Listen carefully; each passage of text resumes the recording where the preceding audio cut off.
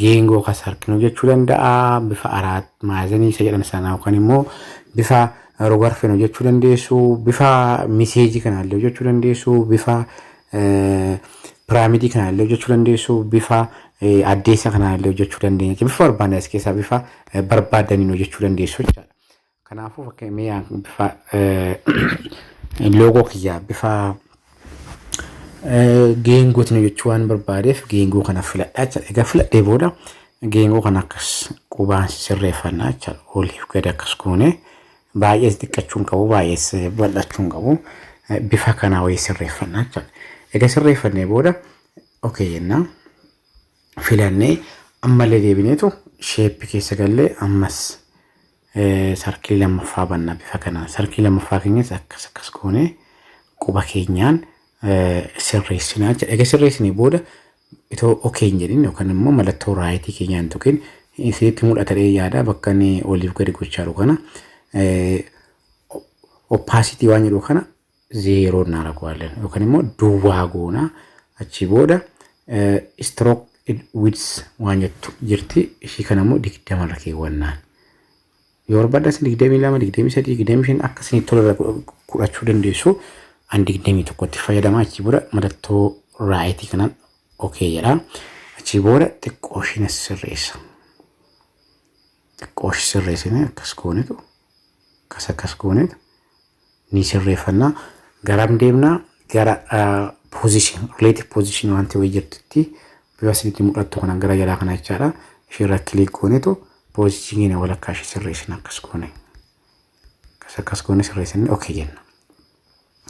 Achi booda amma sarkilii keenya uummanne sarkiin asirratti wanti isin hubachuu qabdan sarkii lamman isaaniitu adii alaala.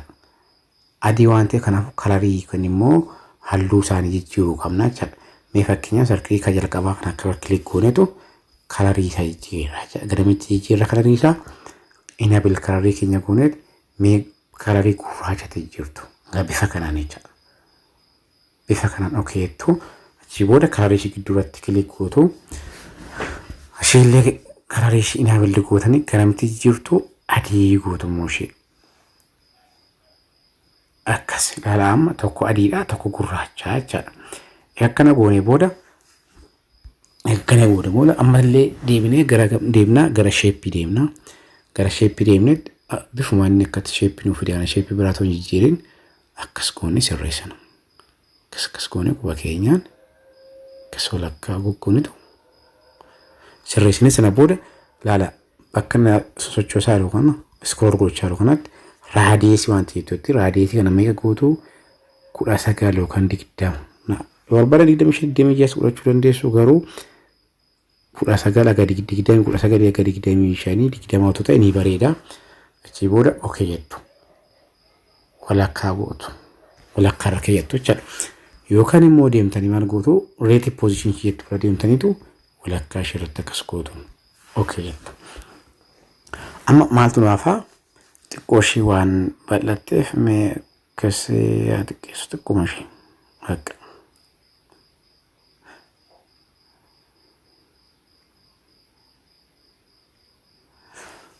akka sirreessee booda ammallee garam deemnaa gara sheeppiitti deemna. Ammas sheeppii bira deemtanii mallattoo sheeppii keessanii filtu. Mallattoo sheeppii kan filtu ishittiin xiyyaasanitti agarsiisu kana ishitti kana fillaa jechaadha. Ishitti kana irratti kilik goone fidanna. Achi booda sheeppii ishii immoo kan sheeppiin filanne kana halluu ishii jijjiira. Garamitti jijjiira? Gara gurraachatti jijjiirtu. Gara gurraachatti jirtanii bifa kanaan sirreeffattu. Akkas gootaniitu egaa sirreeffatanii booda mallattoo raayitii yookaan immoo okey irratti jechuudha. Kana booda madatittii kana bakka xiyya isinitti agarsiise kana xuxxaniitu akkas naannessitu.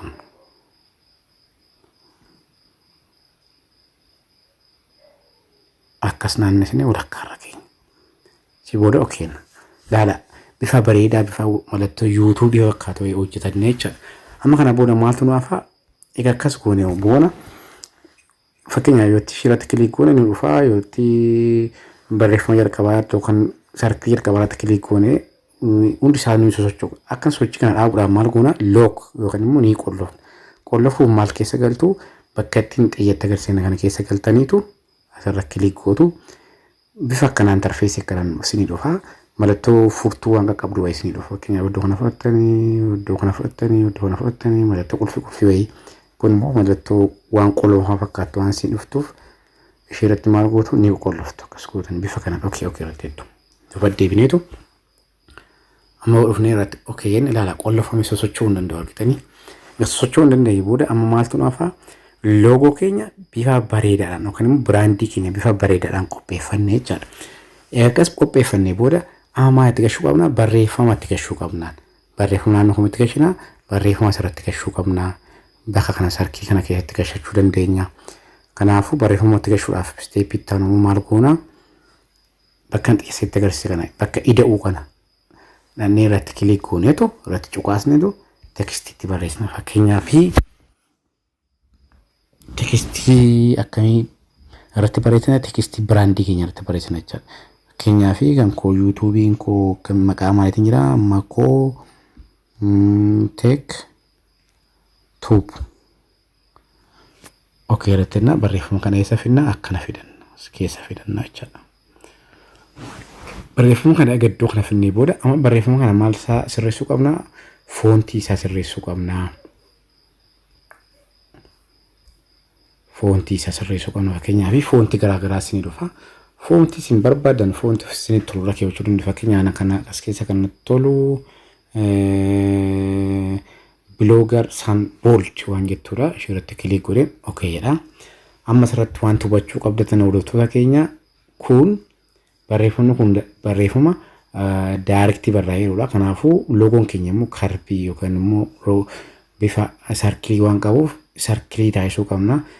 Barreeffamichi sarkilii taasisuudhaaf garam deemtu bakka iddoon asitti mul'ata ta'ee yaada. Bakka karbii irratti kilik goonetu karbii goona jechuudha barreeffama keenya. Bifa sarkiliitti geengootti jira lala. Jijjiirraa bifa bareedaadhaan jechuudha. Sana booda irratti kilik goonu. Ammas deebinee isa danda'a bakka mallattoo ida'uu sana deemna jechuudha. Bakka mallattoo ida'uu kana deemnetu barreeffamatti daballu. Barreeffama barbaadan ofii keessan isin tolu itti dabaluu dandeessu jechuudha. Fakkeenyaaf barreeffama akkamitti dabaladhee barreeffama chaanaal jedhutti dabalan chaanaalii barreeffamatti iddoo kana fidee as kaa'a. Sana booda maal gochuun irra jira foontii barreeffama kana sirreessuun irra jira jechuudha. Foontii jalqaba dammaa fileessanii maal jetti foontiin blogger san boldii sana filadheetiin irratti kilik godha. Achi booda ilaala bifa bareedaa ta'een loogoo keenya kireet goone jechuudha. Egaa loogoo keenya akkatti kireet goone barreeffamichi adii kanaan bifa gurraacha kanaan waan fokkatuuf maal gochuu qabna gara 3D'tti yookaan immoo bifa bareedaa ta'etti jijjiiruu qabna. Bifa 3D'tti jijjiiruudhaaf jalqaba maal gochuu qabna isattiin kan ilaala gaafa barreeffama kana tuqe qofaa ishee dhufti gaafa nas tuqe qofaa ishee dhufti gaafa geengoo jala tuqe qofaa kana maal gochuu qabna walitti marji goone kaa'uu qabna. Marji gochuuf maal keessa galuu qabna bakkeetti kana galleetu marji goona jechaadha. Keenyaaf deemnetu kilik goona. Ka kilik goone booda asirra kilik goone hunda isaa kilik godhan asirratti right goona. Egaa hunda isaa right goone maal goona marji goona jechaadha. Laala bifa adda ta'e weetiin marji wetti goone akka barreeffama tokkotti iddoo tokko taasisne jechaadha. Egaa loogoo keenya bifa kanaan marji godhannee booda maaltu nuufaa barreeffamicha adii kana jijjiiruu qabna. Maaliif barreeffamni adiin baay'een bareedu waan ta'eef bifa bareedaa weetti jijjiirannaa jechaadha. Bifa bareedaa kanatti jijjiirrachuudha garamnadhaa. As keessa dhufneetu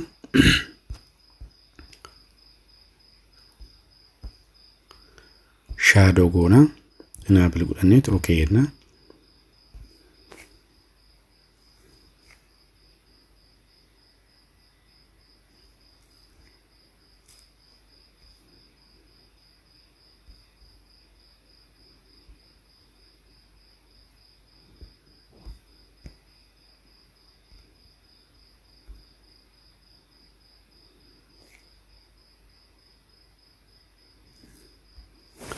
እሺ amma loogoo keenya kireet godhannee jechaadha. Loogoo keenya kireet godhannee barreeffama keenyatti dabalannee amma maaltu nu hafaa barreeffama kun barreeffama adii kana irraa balleessinee bifa bareedaa ta'e wayitiin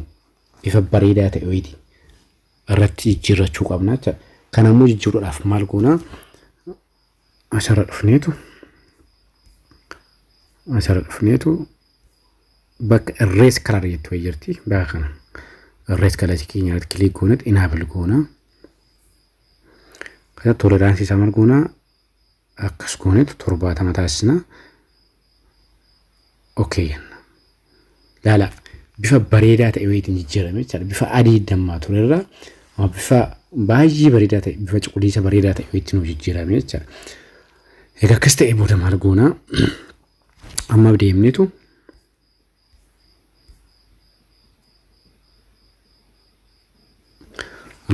maal goonaa barreeffamichi sana barreeffama adii kanarraa balleessuu qabna jechaadha. Barreeffamni adii sun badeema barreeffama bareedaa ta'e wayinuu ta'e kanaafuu maal goonaa sheeppii bira deemna. Sheeppii bira deemnee barreeffama asitti kalarii gurraacha ifilleetu sheeppittiin dhufte kana akka dhumaatti aga saayizii ishee aga dhumaatti aga dhokattu goonee asirratti keeyyannaan. Achi booda raayit godhan. Amma maaltu nu hafaa asitti dhufneetu sheeppii amma filannee fi boca asirra duraan ture wayitti marji godhachuu qabna jechaadha. Akkuma addammaa isiniin jedhe asirratti dhufnee marji goona jechaadha. As keessa gallaa kiliika asirratti godhannee lamaan isaanii walitti maal godhachuu qabna marji godhachuu qabna jechaadha. Maaliif marji goona barreeffamitti jala jirtu sana barreeffamitti adii jalqaba jala jirtu sana akka dhokatuuf jechaadha. Amma laala bifa bareedaa wayitiin akkas godhannee itti aansee maal gochuu qabna gara 3D'tti jiraachuu qabna jechaadha. Gara 3D jiruun dura maal gochuu qabna tekschaar waan jettu itti galchuu qabna. Sirra kilik goonitu tekscharii keenya isarraa fudhanna galaarii irraa fudhanna. Galaarii keenya irra deemnee fakkeenyaa fi tekscharii kana filachuu hin danda'anii. Laala bifa bareedaa ta'e jechuudha. Tekscharii kana kanatti tolu immoo jedhe tekscharii biraa fudhachuu hin danda'a. Kana fudhachuu hin danda'a. Kunis natti tolu immoo jechuu baadde tekscharii bareedaa wayii fakkeenyaa fi tekscharii kanaa fudhadhu. Kunis natti tolu. Kanaafuu tekscharii kanaa fudhadhu. Laala tekscharii keenya fudhannee tekscharii kana Telegram channel ko jala seentanii Makotek Tubo jedhu channel sana jala seentanii download godhachuu dandeessu. Egaa tekscharii kana fudhadhee booda irratti kilik godha. Okeedha. Laala bifa bareedaa ta'e wayitiin loogoo keenya create godhannee jechaadha. Yookaan immoo brandii keenya create godhannee jechaadha. Amma maal gochuu qabna gara 3D'tti jirree save godhachuu qofaadha jechaadha. Kana booda loogoo keenya kanarratti kilik goonee eessa dhufnaa as bakka 3D shape jettu dhufne enable godhana. Laala gaafa enable goonu bifa bareedaa ta'e wayitiin nu dhuguu barbaanne raadiyeesii keenya akkas goonee laala akka isinitti tolutti bareeffachuu dandeessu jechuudha. Akka isinitti tolutti.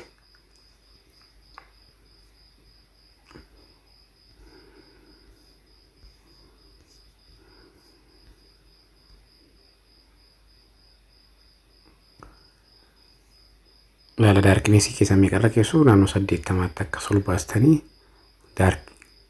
darkness waan jedhu wayii akka 80 tol deemtanii okay kan immoo right keenya click godhana jechuudha.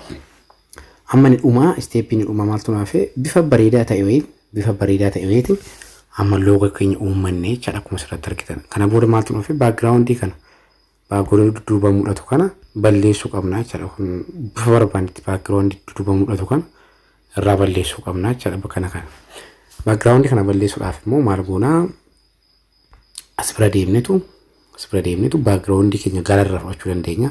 From gallery waan jedhu wayitti doonarti from gallery jettu irratti kilik goonetu mee fakkeenyaa fi background keenya Baqqalaa fi Jawaar fudhachuu dandeenya.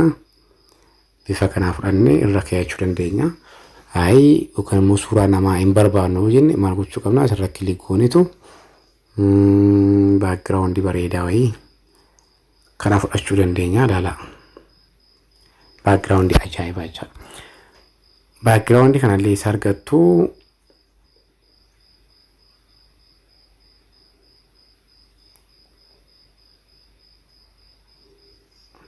background kanallee telegram channel koo jala download godhachuu dandeessu charasini ka walumaa galatti YouTube logoon keenya yookaan immoo TikTok logoon keenya yookaan immoo logo barbaadan bifa bareedaa ta'e kanaan hojjannee xumurree jechuudha. Egaa kana goonee booda walitti marji godhachuu qabdu. Akkamitti walitti marji goona? Akkuma dammasanitti iddoo kana galtaniitu marji goona jechuudha. Ishee iddoo kana galleetu kilik gooneetu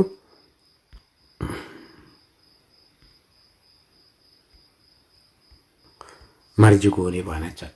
Kana booda stepin dhumaa logo keenya akkatti bifa bareedaa kana lalaamee akkam akka ajaa'ibaa tokko bareeda bifa Makoo TikTok channel bifa ajaa'ibaa kanaan hojjetannee booda maal gochuu qabna? Save godhachuu qabna jechuudha. Akkamitti save goona?